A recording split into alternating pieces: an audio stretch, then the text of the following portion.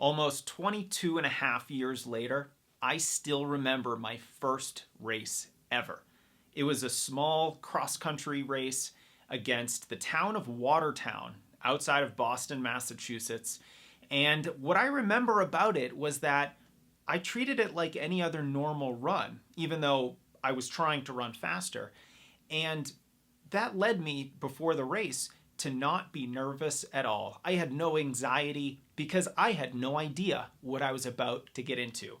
And now that I'm older, now that I've had a little bit of racing experience, I am frankly terrified of racing now. I get pre-race anxiety pretty badly, and this was something that I've dealt with my entire career. And it's something that I've had to deal with for so many years that I've come up with a lot of strategies to mitigate the nervousness and that pre-race anxiety that so many runners feel before big races or even big workouts or long runs. Anytime when you're about to do something difficult, when you're about to do something really hard, you get nervous. And I think it's very normal to do so. So what I'd like to do in this video is talk about some ways to mitigate that feeling of anxiety before a race. Because if you're consumed by it, if you're debilitated by that anxiety, it's going to be really hard for you to have a peak performance.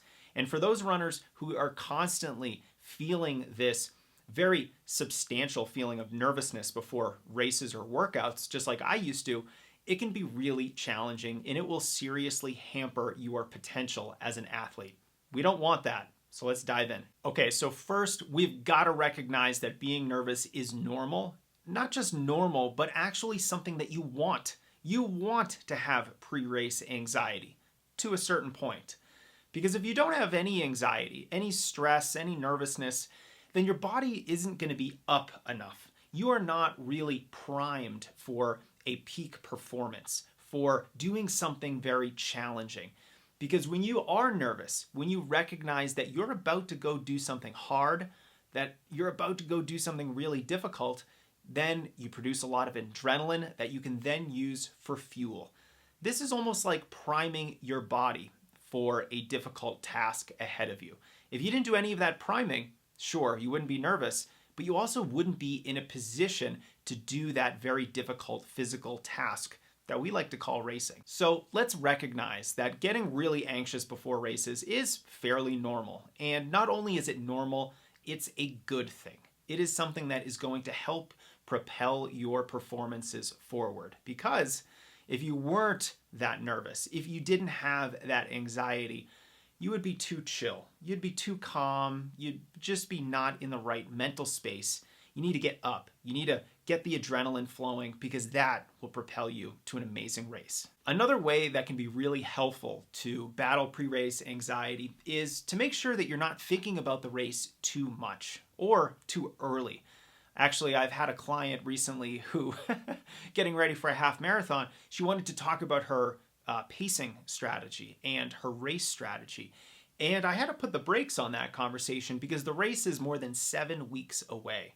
If we are thinking too much about our races, if we are laboring over our pacing approach, where we're going to be in the corral, how we're going to feel on race day, and all of the things that we could potentially worry about, we're going to drain ourselves of energy. And you're going to get to race day, you're going to have no drive to run hard. You're not even going to want to be there. So let's take a step back and really have our goals in mind, of course, but let's not get super into the very specifics of pacing and race strategy and of really thinking about the details of the upcoming race until we're only a day or two out. There's no reason for it. It's not going to really help you in the race, and it will only serve to really sap you of energy. Now, I have one more mindset tip for you before we move on to a training strategy that can be really helpful for pre-race anxiety. But the final mindset tip is to recognize that if you have anxiety or you get super nervous because you put a lot of pressure on yourself, you're someone who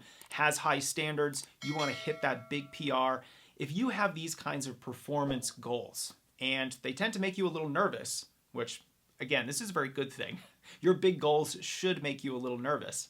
But if you do have this crippling anxiety because of performance-oriented goals, a really helpful way to get around this anxiety, to lessen it so that it's much more manageable, is to set tiers of goals. Now, you might be a 3:05 marathoner who wants to break 3 in the marathon, but your tier B goal might be to simply run a personal best. And you might have a tier C goal or a tier 3 goal of simply finishing the run, finishing the marathon, feeling good, feeling healthy, and just with a smile on your face. Because after all, maybe you're running the Boston Marathon and it's really hot that day. Or you signed up for a race and you didn't realize how extraordinarily hilly it is. So these tiers of goals are great ways to lighten that load of nervous energy before a race, because you don't have to hit the number one top tier goal that you have, because sometimes those things are outside of your control. The weather might not be very good. You might be incorrectly placed into the wrong corral or get stuck in a short race in a pack that's going too small. A pack that's going too slow. There we go. So a lot of these issues are not really under your control. And because of that, we have to set tiers of goals. We have to have A, B, and C goals that you can fall back on when life doesn't go our way. Because let's be honest, it rarely goes exactly our way. All right, our last tip is a training strategy that you can use to reduce that crippling feeling of pre-race anxiety. Now, if you're someone who gets super nervous before races, this is a skill, the skill of managing your pre-race anxiety. How do we work on any skill? Well, with practice. How do we do this in training? We run even more races. That's why I love tune-up races so much. I'm very frequently saying that racing is a skill, and it's a skill that the more we do, the better we get at it. So I definitely love to see runners incorporate a lot of tune-up races into their schedule. Now, if you're a marathoner, that might be a half marathon and then maybe one shorter race. If you're a half marathoner, that could actually be another half marathon and then maybe 1 or 2 other races, or it could be a series of maybe 2 to 4 shorter races, like maybe the 5K and the 10K and similar distance races like that. But if you're training for anything else, maybe the 10K or shorter, even the 10 mile or shorter, you can run a lot more tune-up races. You could run tune-up races almost every weekend for the final 4 to 6 weeks of your training season. And what I like about this is that we're recognizing that racing is a skill. We're doing it frequently. And we're recognizing that you can run more short races. This isn't like the half marathon where you can really only run a couple per season. Or maybe the marathon where you really can only run 1 per season. Short races are short. They are much faster and harder in that specific way, but you recover from them a lot faster. The muscle damage is less. There's less hormonal damage. There's a lot of things that happen in those longer races that require such substantial recovery. And a lot of those things just aren't true for those short races. So let's jump into those tune-up races. Let's make sure that we are practicing our pacing approach, that we are working on our confidence skills before we head into those races so that we can quell that pre-race anxiety. And I know that if you schedule more tune-up races and practice these skills over time, you're going to get to your goal race, your final A race, and you're not going to have as much anxiety because you've been doing this before.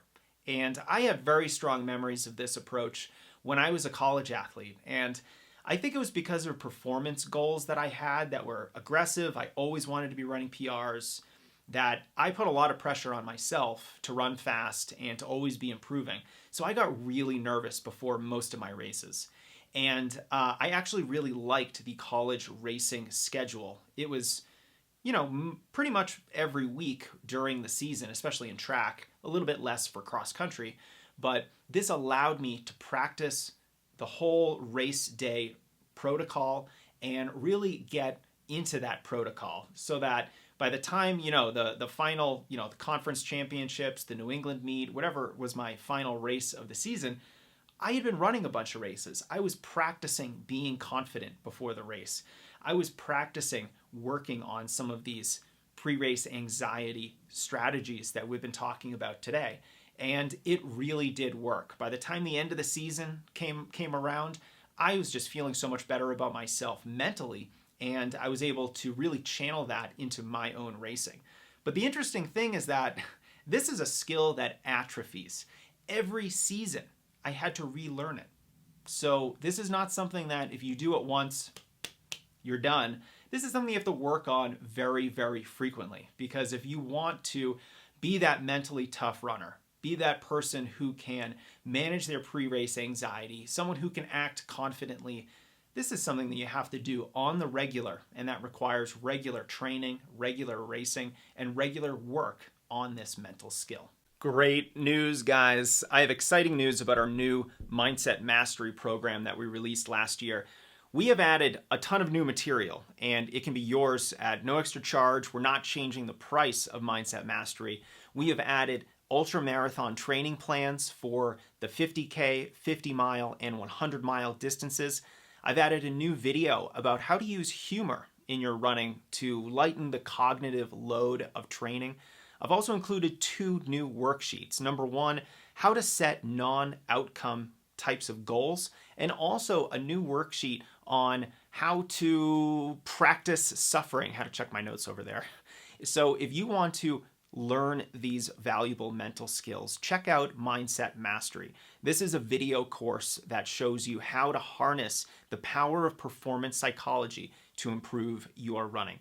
It includes a whole library of training plans, video lessons, other videos that you can download in our bonus section, as well as all kinds of worksheets so that you can actually get these mental lessons and skills ingrained into your psychology, so that when you're out on the track or you're out on the road doing a workout, or maybe you're in a race, you know how to pull from your reserve of mental fitness so you can finish strong and run your next PR. Check it out. The link is at strengthrunning.com/mindset, or you can check it out under this video.